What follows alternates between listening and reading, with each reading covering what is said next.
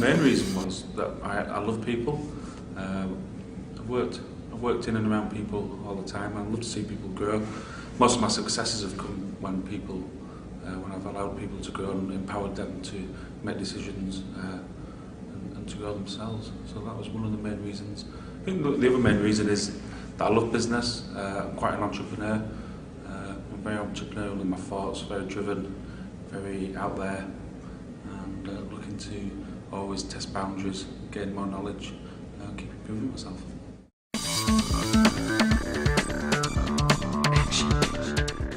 I think every business needs a coach because people get stuck in the business rather than on the business, and a coach gives a holistic view of where the business is right now, from a business owner's point of view, from a coaching point of view, and from a customer and client point of view. It's also there as an ally, somebody that hasn't got any motives, that can give honest and constructive feedback and help them move them and the business forward. The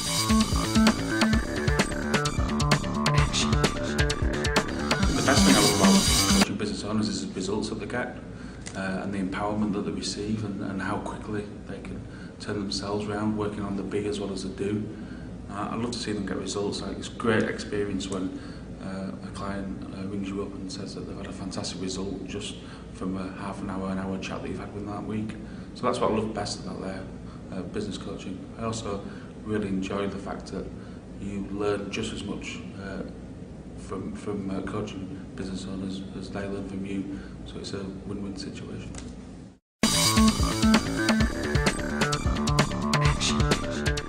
The coaching experience that probably changed my life was a HR manager who mentored me for a while and coached me in my corporate life.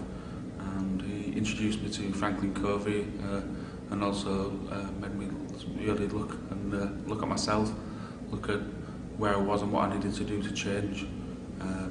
He gave me a quote which is from a tombstone in Westminster Abbey, which was from an anonymous Anglican bishop, and it said, "When I was young and free, my imagination had no limits. I dreamed of changing the world, but the world would not change, so I shortened my sights somewhat and decided to change my country, but it too seemed immovable.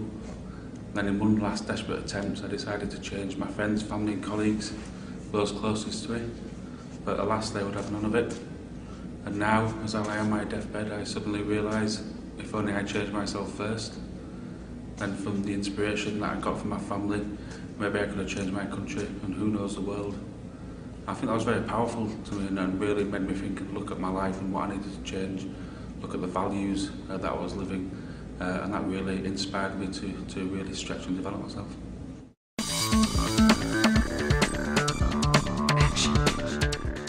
I think I bring fun to mundane, systematised businesses. That's one of my main strengths. I look to make work a fun environment, allow people to express themselves and come up with fun and novel ways to do that. One of the other things that makes me a great coach is my optimism. By optimism I mean that something inside me is saying that I'm greater than my current circumstance. So I'm always looking at positive. I'm always using my energy. Energy is transferred between the coach and his client. So I know that I've got to keep my energy up and transfer that energy across to empower business owners and clients to produce what they need to produce at work.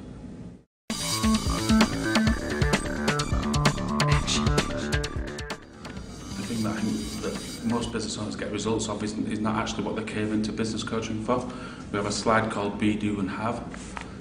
And working a lot on the be is really exciting. It's often quite challenging to coach and get business owners to accept that they need to work on the be, who they are, rather than not doing all the time. So I really enjoy working on the be.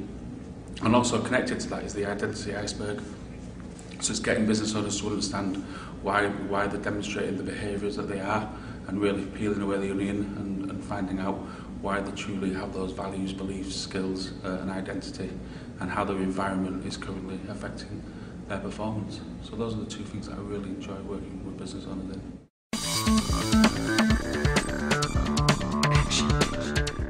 I will challenge that what the business owners are doing is what we're committed to do, what really is going to make them achieve the vision at this moment in time. But I also have a very empathetic side. I'm a very good listener. I listen and understand, and I help with business owners achieve their results by great questioning, helping them to find the answers that are within them, drawing them out and then holding them accountable to making sure that they deliver on those promises.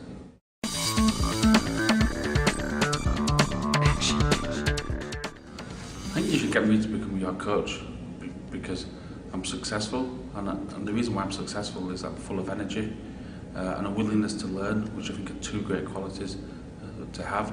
So I can help you achieve what you need to achieve by drawing those out from good questioning, understanding what it is where you want to go and what it is that's going to get you there, and also using my positive energy to help you, give you the energy to achieve that yourself.